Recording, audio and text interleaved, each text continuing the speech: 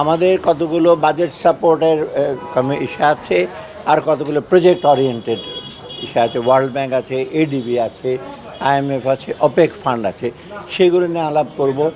দু একটা চুক্তি হতে পারে ওয়ার্ল্ড ব্যাংকের সাথে, দুইটা চুক্তি ওপেক ফান্ডের সাথে হতে পারে। অতএব এইগুলো হলো অর্থায়নের ব্যাপার। আর আমরা ওখানে অন্য দেশের সাথে আলাপ করবো, ইন্টারন্যাশনাল অর্গানাইজেশন মাইগ্রেশন, ওদের সাথে আলাপ করবো। মাইগ্রেশন ওরা কক্সবাজারে কাজ করছে। তাছাড়া ইউএস ট্রেজারির সাথে হয়তো আমি ডিরেক্টলি আলাপ করবো না, অফিসে আলাপ করবে। আমাদের ট্রেজারির সাথে রূপপুর প্রজেক্টটা নিয়ে একটু ইস্যু আছে, পেমেন্টের ব্যাপার নিয়ে, ওটা নিয়ে আমরা তো অলরেডি আলাপ করেছি। স্যাংশন আছে, ওরা স্পেশাল কিছু করা যায় কিনা ওই ব্যাপারে।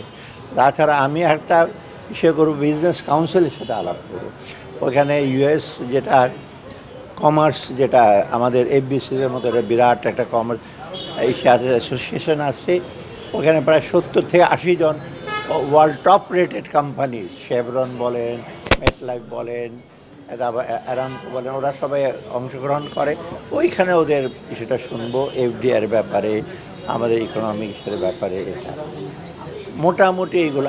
আরেকটা আছে আটলান্টিক কাউন্সিল প্রাইভেট ইনভেস্টার, ওদের সাথে আমি যোগাযোগ করব, কারণ ইনভেস্টার এখন আমরা চাচ্ছি ইউএসের সাথে যতটুকু সম্ভব সরকারের লেভেলে, মানে মাল্টিলেটারাল লেভেল অথবা বাইলেটারাল লেভেল ছাড়াও প্রাইভেট সেক্টরের সাথে এঙ্গেজ হতো। ওখানে ইভেন এনার্জি সেক্টরের অফিসারদের সাথে দু একজন আলাপ পাবে, কারণ এনার্জি ব্যাপারে আমরা ওখান থেকে এনার্জি এখন আনবো কিনা। কারণ যে ট্রাম্পের এটার ফলে তো আমাদের ইম্পোর্টের ব্যাপারে, ইউএস ইম্পোর্টের ব্যাপারে একটু এমফেসিস দিতে হবে আমাদের, কারণ আমরা এক্সপোর্ট যে করি তার চেয়ে বেশি, তার চেয়ে কম ওরা ইম্পোর্ট করে। এই জন্য ট্রেড ডেফিসিটটা হয়েছে। ওগুলো নিয়ে আলাপ করবো না, নিশ্চয়ই আমরা তো এই আলাপ করবো। এই এক সপ্তাহে আলাপে তো সব আসবে না, সাথে সাথে ওদের ইউএসের ট্রেড ইস্যুরা ঢাকাতে আসছে, ওরা ওইগুলো আলাপ করবে। সব মিলে আমি আসার পরেও তো একটু কংক্রিট আছে, আমরা বুঝতে পারবো কি। আর অর্থনীতিটা তখন আমরা জানতে পারবো। প্রত্যাশা তো আমাদের যে ট্রেড গ্যাপটা আছে, এই ট্রেড গ্যাপটা একটা আর্গুমেন্ট না। কারণ আমরা চাচ্ছি যে আমাদের যে নর্মাল ট্রেড আছে যতটুকু আমরা চাচ্ছি, বিশেষ করে জিএসপিটা আমরা ইস্যু করতে পারি কিনা। কারণ জিএসপিটা তো আমেরিকার মার্কেট অত ইম্পর্ট্যান্ট, ইউরোপ মার্কেট, টার্কির মার্কেট আছে, সেটা ওপেন করতে পারি কিনা।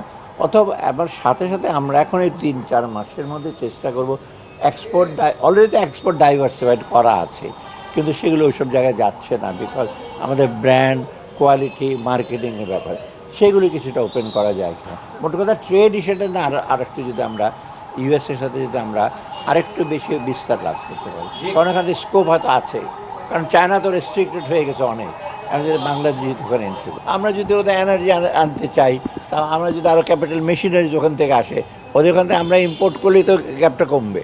জিএসপিটার সাথে লেবার ল ব্যাপার আছে, ট্রেড ইউনিয়নের ব্যাপার আছে, তারপর কোয়ালিটিটাতে আছে। মোটামুটি বাংলাদেশের গার্মেন্ট কোয়ালিটি ভালো, কিন্তু অন্য অন্য আরও কতগুলো ইস্যু আছে। আর সবচেয়ে হলো জিএসপি, এগুলো আমেরিকাতে পাবলিক যারা ওপিনিয়ন, যারা সিনেটার, হাউস রিপ্রেজেন্টেটিভ, ওদের তাদের বিরাট একটা ইমপ্রেশন কাজ করে। ওরা বাংলাদেশ সম্পর্কে যে আমরা কী কাজ করছি, কে কী রিফর্ম করছি থাকলে হয়তো ওরা পজিটিভ ইস্যু করবে।